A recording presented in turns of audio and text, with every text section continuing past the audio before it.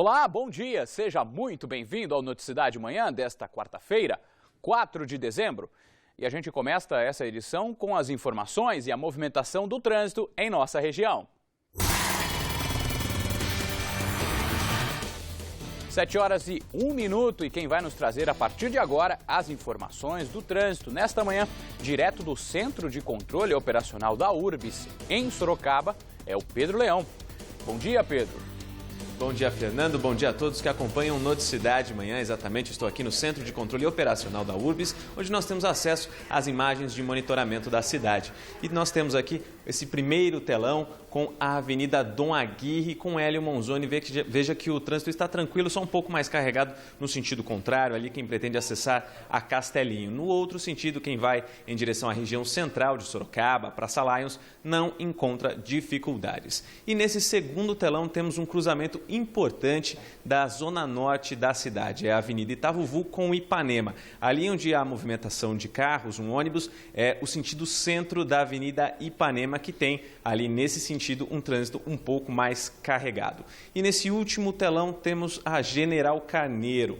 General Carneiro com grande movimentação vindo lá para quem vem lá da Raposo Tavares em direção ao centro de Sorocaba. No sentido contrário, quem vai em direção a Armando Panunzio e também a rodovia Raposo Tavares encontra menos trânsito. E agora falando da situação das rodovias. Os motoristas que seguem pelos sistemas Anhanguera, Bandeirantes e Castelo Raposo só encontram dificuldades na chegada a São Paulo. O sentido interior segue sem problemas. Fernando, essas foram as informações do trânsito e daqui a pouco eu volto para falar sobre o Passe Estudantil 2014. Tá ok, Pedro, obrigado. Se você é motorista e costuma trafegar por rodovias, com certeza já viu ou presenciou cenas de caminhões basculantes carregados sem nenhuma proteção para a carga. Pois é, saiba que isso é irregular e oferece perigo aos usuários da via, sem contar que pode render ainda muita dor de cabeça para quem é vítima de uma situação como esta. Veja na reportagem. O que era para ser uma viagem tranquila com o carro novo se tornou um pesadelo e dos caros. O para-brisa do carro deste agrônomo foi atingido por uma pedra na rodovia Raposo Tavares. Trevo de Sarapuí, um caminhão que presta serviço à empresa lá que está fazendo a pavimentação da Raposo, veio acertar o para-brisa do carro. Cordeiro foi obrigado a trocar o vidro e a conta, mais de R$5.000 pelo serviço. Se sentindo lesado, ele registrou um boletim de ocorrência e acionou a empresa proprietária do caminhão para reaver o dinheiro gasto com o prejuízo. Ligo lá na prestadora de serviço, estão resolvendo e até agora nada, entendeu? Desde junho deste ano, os caminhoneiros que viajam pelas rodovias com a carga aberta e sem nenhuma proteção podem ser punidos. A infração é grave e a multa é de R$127. Porém, é muito comum o desrespeito à lei. Durante 40 minutos que nossa equipe ficou na altura do quilômetro 100 da rodovia Raposo Tavares, em Sorocaba, foi possível flagrar diversos caminhões em desrespeito à legislação. Uns em situação mais perigosa, com terra e pedras à vista. Segundo a Polícia Rodoviária, quando uma carga cai e atinge o veículo, o importante é sempre registrar a ocorrência. O ideal também é que ligue o 90 e com as características do veículo, bem como as placas em mãos, passe para o policiamento rodoviário, porque daí será realizado um patrulhamento, com vistas a tentar encontrar esse veículo e tentar evitar que ele continue transitando e derramando carga sobre a via aí. Em posse dos documentos e caso não haja uma solução amigável do problema, o ideal é buscar os direitos na justiça. E é exatamente o que o Cordeiro pretende fazer. Eu só quero o que é certo. Constatei por foto também que o caminhão da prestadora está sem a lona de cobertura de proteção para fazer o transporte. Então tem coisa errada, A concessionária que administra a rodovia afirmou que vai analisar o caso junto à empresa responsável pelo caminhão. Diz também que sempre orienta as empresas terceirizadas a seguirem as normas de segurança. Nossa equipe também entrou em contato com a construtora responsável pelo caminhão, mas até agora não tivemos nenhuma resposta. E morreu nesta terça-feira o bebê prematuro que nasceu de uma cesariana de urgência após a mãe ter sido vítima de um grave acidente de carro no último fim de semana. A gestação estava no 7º mês. No domingo, a família estava em Porto Feliz quando o motorista teria perdido o controle do carro, atravessado a pista e batido de frente com outro veículo.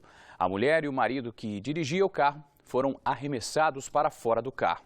Uma cesariana foi feita no hospital regional. A mãe não resistiu. O marido e uma outra filha que estavam no carro passam bem. Um homem foi preso suspeito por receptação de veículos no bairro Jardim América 3, em Várzea Paulista. De acordo com a polícia, durante um patrulhamento, o motorista foi abordado e disse que adquiriu o veículo em uma troca. Ao checar os dados do automóvel, os policiais constataram que o veículo havia sido roubado no mês passado.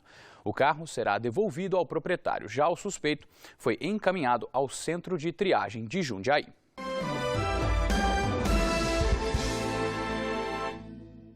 7h08. Funcionários da Santa Casa de Sorocaba denunciam falta de estrutura do hospital. Segundo eles, muitos não recebem um salário desde setembro. Nossa produção recebeu ainda imagens que mostram quartos improvisados que funcionam como UTI. É possível ver a quantidade de aparelhos médicos no quarto, o que não parece ser um quarto comum. Nas janelas, lençóis ao invés de cortinas. Segundo denunciantes, o local abriga uma UTI improvisada e a nova UTI pediátrica, que deveria ser entregue, ainda não foi inaugurada. Segundo a administração da Santa Casa, a instituição está concluindo a instalação de uma nova UTI, mas ainda faltam equipamentos que dependem de ações do poder público. Ainda, segundo a administração da Santa Casa, não há UTI improvisada no local. O que ocorre é que todos os leitos disponíveis estão ocupados e não há como atender a todos os pacientes encaminhados ao hospital. Dessa forma, a Santa Casa de Sorocaba providenciou atendimento de UTI em quartos adaptados. O procedimento é emergencial. Sobre a falta de pagamento dos funcionários, a administração afirma que a informação não é correta e que mantém o pagamento em dia, sendo que nesta terça-feira foi creditado a parcela do 13º salário. E por falar em saúde, ainda em Sorocaba, a partir desta semana, moradores devem se acostumar com as mudanças no atendimento do pronto-socorro da Santa Casa. A faixa anuncia a decisão de que o pronto-socorro municipal passou a atender somente os casos encaminhados pela central reguladora. Mas a procura continua. Quem tem a guia de um pronto-atendimento ou de uma unidade pré-hospitalar é atendido neste outro lado. Moradores insistem em dizer que não foram avisados com antecedência sobre a mudança. O irmão de Patrick não foi atendido e teve de voltar ao PHS da Zona Norte em busca de guia.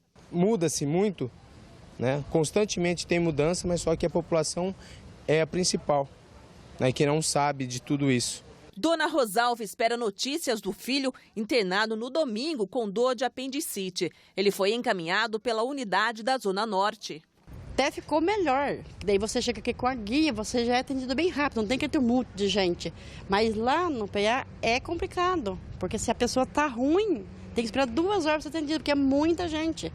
Segundo a Secretaria Municipal da Saúde, a Santa Casa realiza 11 mil atendimentos por mês. O número deve ser reduzido com as mudanças, entre elas os novos contratos com outros hospitais. E desde domingo, dia 1º, passou a valer também convênio entre a Prefeitura e os hospitais Evangélico e Santa Lucinda. Com isso, as unidades vão disponibilizar vagas e cirurgias para o SUS após encaminhamento da central reguladora. Segundo o secretário de Saúde, isso vai melhorar o atendimento à população, já que os hospitais vão receber por exames, cirurgias, além do repasse do SUS. De modo a que as pessoas que têm problemas mais simples sejam atendidos no lugar mais próximo. E quem realmente precisa do hospital não tenha a concorrência daqueles que não precisam. Ele explica que a central de regulação é quem vai determinar para onde o paciente será encaminhado e que a prefeitura vai disponibilizar o transporte dos pacientes de uma unidade para outra. E as pessoas serão respeitadas, atendidas, acolhidas e triadas de uma forma correta e responsável. Na unidade da Zona Norte, o movimento, segundo os pacientes, ainda não diminuiu. Mesmo assim, há quem aprovou a transferência de pacientes. Eu achei melhor, né? Porque houve mais concentração de médicos, né? Então, ele já está sendo atendido, ele vai chegar na Santa Casa já, né? Totalmente preparado. Na Zona Oeste, atendimento exclusivo a crianças, a sala estava congestionada na manhã desta segunda-feira. Ali está escrito que tem um monte de médico, mas lá atendendo não tem esse monte não, viu?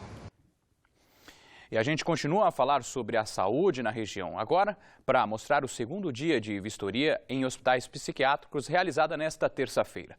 Além de Sorocaba, a comissão formada por autoridades esteve em Salto de Pirapora. Em uma reunião com os visitantes, o diretor administrativo explicou que as instalações inauguradas há quase 4 décadas permanecem as mesmas. Apesar do tempo, a comissão não viu problemas durante a visita interna e externa no Hospital Santa Cruz, em Salto de Pirapora. Eles passaram pela lavanderia, área de lazer e área verde. O prédio, construído em 1977 por um médico e empresário de Sorocaba, tem 426 leitos para homens e mulheres. Apesar do número de pacientes e de pagar aluguel pelo imóvel, o repasse diário do SUS é de R$ 35 por paciente, de acordo com o diretor administrativo. Em números reconhecidos por todas as entidades de classe, o financiamento oferecido pelo governo federal aos hospitais psiquiátricos é da ordem de 30% e aos hospitais gerais da ordem de 50%. Ou seja, eu teria que receber 3 vezes mais aquilo que eu recebo, no mínimo, para me cumprir todas as exigências do Ministério da Saúde e dar um tratamento melhor como a gente gostaria de dar para esses pacientes. Isso é muito difícil. Os integrantes passaram hoje também pelo Hospital Psiquiátrico Teixeira Lima, em Sorocaba. O roteiro é o mesmo. Eles passaram por todas as salas administrativas e de atendimento. 240 pacientes, entre homens e mulheres, recebem apoio psiquiátrico no local. 90 deles moram no hospital e dependem exclusivamente dos serviços prestados. De acordo com a direção, o repasse diário do SUS é de R$ 42 por paciente. O valor da verba e o número de atendimentos seguem determinação do Termo de Ajustamento de Conduta, o TAC, que põe fim aos hospitais psiquiátricos até 2016. Realidade que todos devem enfrentar, segundo o secretário de Direitos Humanos da Presidência da República. A gente acredita que a visita dessa comissão aqui em Sorocaba, ela impulsiona o Executivo Municipal a avançar nesse horizonte e essas visitas para a gente refletir um pouco dessa nova mudança de perspectiva rumo a esse caminho da desinstitucionalização das pessoas. Não é somente o tipo de instalação que é verificado durante as visitas. O objetivo é verificar quais as condições dos pacientes em conseguir viver longe dos hospitais psiquiátricos. Nós temos aqui uma vantagem na região de Sorocaba, que é a construção de um TAC, que neste TAC está apontado o caminho para que você possa ressignificar a vida dessas pessoas e que essas pessoas possam serem consideradas na sua plenitude humana. A ideia é boa, o TAC é inteligente, as pessoas estão imbuídas de uma ideia interessante, que é a desinternação desses pacientes, mas há muito trabalho para percorrer e eu acho ainda que 3 anos é pouco para você mudar a estrutura de 200 anos. 5 hospitais da região já foram visitados pela comissão especial formada pela Secretaria de Direitos Humanos da Presidência da República, Ministério Público Federal e Câmara dos Deputados. Nessa segunda-feira, a mesma comissão visitou os hospitais psiquiátricos Jardim das Acácias, Vera Cruz e Mental. Ainda na segunda, o resultado das visitas foi apresentado em uma audiência na Câmara dos Vereadores de Sorocaba. 7h18. O recado agora é para os estudantes que já pensam nas férias. A URBS, que administra o trânsito e o transporte em Sorocaba, já abriu o cadastramento e o recadastramento para a compra do passe estudante para o ano que vem. Todos os detalhes a gente vai saber agora com o Pedro Leão. Fernando, este ano existe uma novidade para os estudantes. Eles estão responsáveis pela impressão da carta de convocação, que depois deve ser assinada e carimbada pela escola. E os detalhes desse procedimento eu converso agora com o Celso Bersi, que é diretor de transportes da URBS. Como fazer a solicitação do passe 2014? Celso, bom dia. Bom dia. Para aqueles que ainda não possuem o passe estudante, ficou mais fácil. Você acessa a página da URBS e faz o cadastramento num espaço próprio do nosso site. Você gera um protocolo, acompanha o status desse protocolo, e estando tudo perfeito, tudo ok, Você emite uma carta de convocação, você mesmo, e vai à escola e carimba e pede a autorização da escola. Com isso, depois de carimbar na escola, qual que é o procedimento? Bom, com a autorização carimbada, você vai a qualquer unidade da Casa do Cidadão ou na central de atendimento ao lado do Terminal São Paulo, e ali você retira a sua credencial de estudante, bem como a autorização para a compra mensal. E quem pode solicitar o benefício? Todos os alunos que estudam no município de Sorocaba ou naquele atendido pelo sistema de transporte de Sorocaba, todos os cursos regulares, desde do pré-primário, vamos dizer assim, da pré, né, até os cursos universitários e pós-graduação. Você mencionou o Terminal Santo Antônio e o Terminal São Paulo também é válido? Não, é Terminal São Paulo, a central de atendimento é no Terminal São Paulo. Para adquirir o passe, ele pode ir em qualquer bilheteria dos terminais urbanos ou nas unidades da Casa do Cidadão. E quem já tem o cadastro desse ano, como fazer para solicitar o do ano que vem? Bom, ele faz o recadastramento também no site. Faz o recadastramento, gera um protocolo. Com o protocolo estando um status favorável, quer dizer, se estiver tudo correto no recadastramento, ele vai à escola, pede a autorização de compra e compra normalmente todos os meses. Ok, muito obrigado pelas informações. Lembrando que o passe do estudante 2014 vai custar R$ 1,50. E para solicitar o cadastramento nesse serviço, nesse benefício, basta acessar o site da URBS, que é o www.urbs.com.br. Tá ok, Pedro. Muito obrigado. Bom trabalho à equipe. Nas ruas de Sorocaba, o assunto esta semana não foi outro senão a coleta de lixo. Em período de ajustes, quem sofre mesmo é a população. Nem todos sabem como agir diante de uma situação como esta. Na tarde desta terça-feira, lixo acumulado nos bairros Vila Carvalho e Jardim Astro. Havia também sacos espalhados pelo chão em vários pontos do Jardim São Guilherme, zona norte da cidade. Há uma semana, não há coleta aqui. O lixo fica ao lado de uma escola estadual e do Centro de Educação Infantil 84.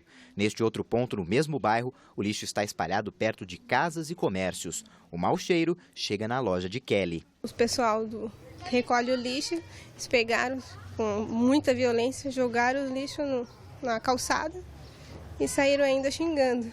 É um relato semelhante ao que foi registrado no fim de semana por câmeras de monitoramento da Guarda Municipal.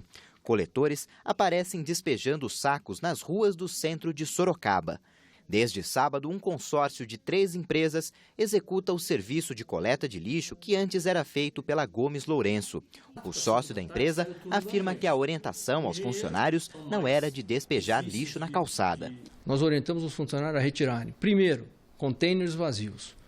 Não jogar o lixo, espalhar o lixo na rua, mas sim colocar o lixo que está dentro na calçada da mesma forma que o secretário Clebson falou e que o prefeito falou.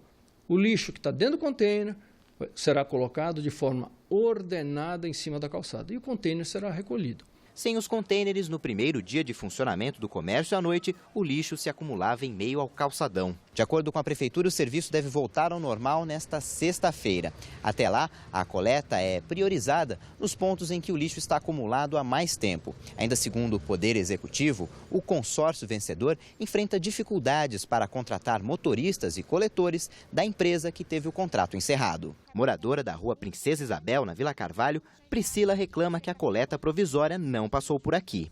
O lixeiro passou na rua de baixo e não passou aqui. Só que aqui está precisando, por causa da escola, a gente tem criança transitando aqui, professores. Um caminhão passou na tarde desta terça na rua de Lindinalva, no Jardim Maria Eugênia. Só levaram sacos que estavam no chão e os contêineres continuam cheios. Ela conta que nesta semana, sem a coleta, o marido precisou enterrar o lixo. Ele hoje já levou 2 sacos daqui e essa semana levou acho que uns 3 daqui do chão. Levou para onde? Lá para os matos para cavar lá e enterrar lá. Tá sim, bem feio. Complicado, né? A gente paga os impostos, paga tudo e ter que suportar isso, né? Pois é, e a população não pode ser tratada como lixo. A prefeitura afirma que a Gomes e Lourenço responde a um processo administrativo desde o início do ano e, por isso, teve o contrato encerrado. O executivo confirma que a empresa tem o direito de retirar os contêineres porque eles são de propriedade da empresa e não da prefeitura. 7h24, agora a gente faz uma conexão com o SBT Manhã para saber os destaques desta quarta-feira com Patrícia Rocha. Um manobrista foi assassinado a tiros por um colega de trabalho na zona sul de São Paulo. O motivo? Um simples desentendimento. Segundo a polícia, a vítima e assassino eram amigos de longa data. O manobrista Marcos Christian Melo, de 37 anos, foi morto pelo supervisor dele, Hermenegildo da Silva, de 49 anos. Colegas dos dois contam que a briga teria começado por conta de uma antena de TV. Depois disso, Hermenegildo foi até o escritório, pegou um revólver e atirou no colega. Ele fugiu do local de moto e está foragido. Sol e forte calor e sem previsão de chuva nesta quarta-feira. A gente tem imagens ao vivo de Sorocaba, onde as temperaturas hoje na cidade variam entre 19 e 33 graus. Confira como fica o tempo em outras cidades da região.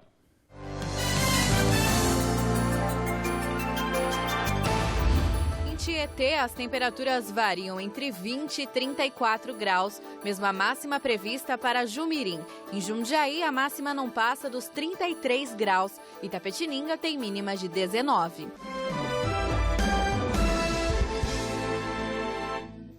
7h27, a gente volta a falar com o Pedro Leão, que tem mais informações sobre o trânsito na região. Pedro. Fernando, vai chegando perto das 8 horas da manhã, que é o horário de pico, o trânsito na cidade vai aumentando. Veja só, nós temos aqui imagens da Praça Dom Tadeu Strunk, que na Avenida Dom Aguirre, e tem um movimento grande de veículos. Veja só, é no sentido ali da Praça Lions. Esses veículos eles estão vindo lá da rodovia Raposo Tavares e também do bairro Campolim. Veículos, grande tráfego de veículos nesse momento, então é bom o motorista ter atenção.